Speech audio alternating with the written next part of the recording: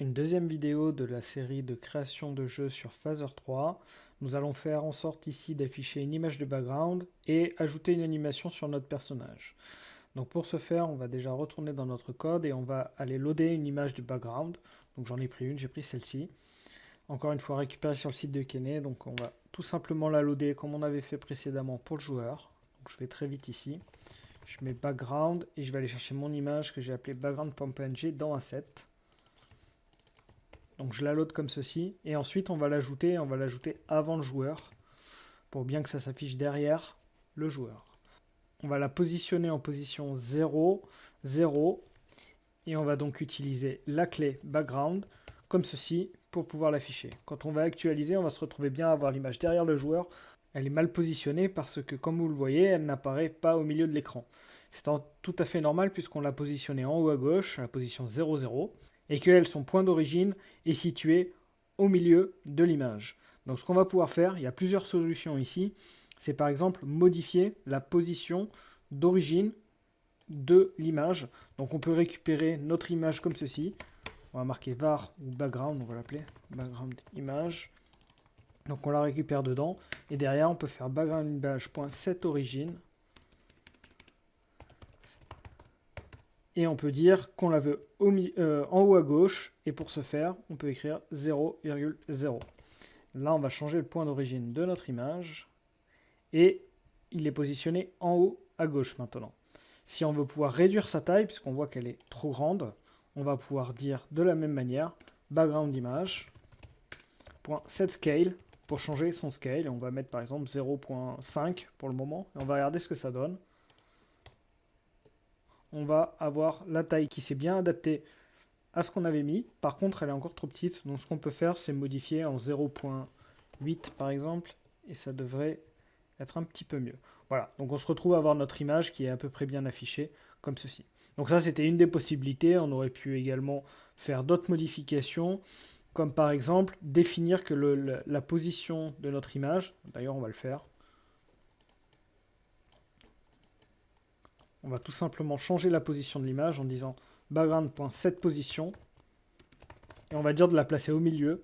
Donc c'est-à-dire, vu qu'on a ici la position de l'écran, on peut faire tout simplement config.width divisé par 2 pour l'avoir au milieu au niveau de la taille. Et ensuite, on peut faire config.height divisé par 2. Et là, notre image devrait se placer au centre. Voilà. Donc, on se retrouve à avoir ça. Donc, c'est à vous de voir comment vous préférez l'avoir d'affiché et quelle fonction vous préférez utiliser. Donc, nous avons placé une image de background. Maintenant, ce que je vais faire, c'est rajouter tout simplement une animation sur notre personnage ici. Et on va devoir créer une animation. Donc on va la créer au début du create ici, mais avant cela, on va déjà loader les deux images qui vont composer notre animation. Donc ça va être une image du personnage qui court, donc basée sur ces deux images-là. Donc on va loader ces deux images, et pour ce faire, on va tout simplement écrire, comme toujours, on va loader les deux images, on va l'appeler run 1 et run 2. Ça c'est la clé qu'on définit.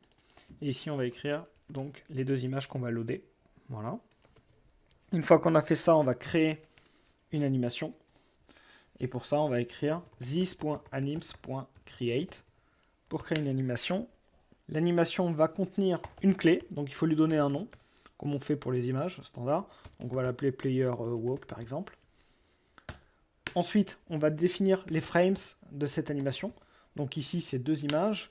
Donc on va tout simplement mettre un objet contenant une clé, donc on dit quelle clé on a besoin, ici ça va être run 1, la première, on rajoute une virgule, et on va mettre dans notre deuxième case de tableau, donc vous mettez autant de cases que vous avez besoin, que vous avez d'images, alors par contre, juste une bêtise, voilà, c'est comme ceci, donc si, ici on n'a que deux images de notre animation, mais si bien sûr on avait une dizaine d'images, on mettrait 10 lignes ici, hein, tout simplement, et là c'est run 2, voilà.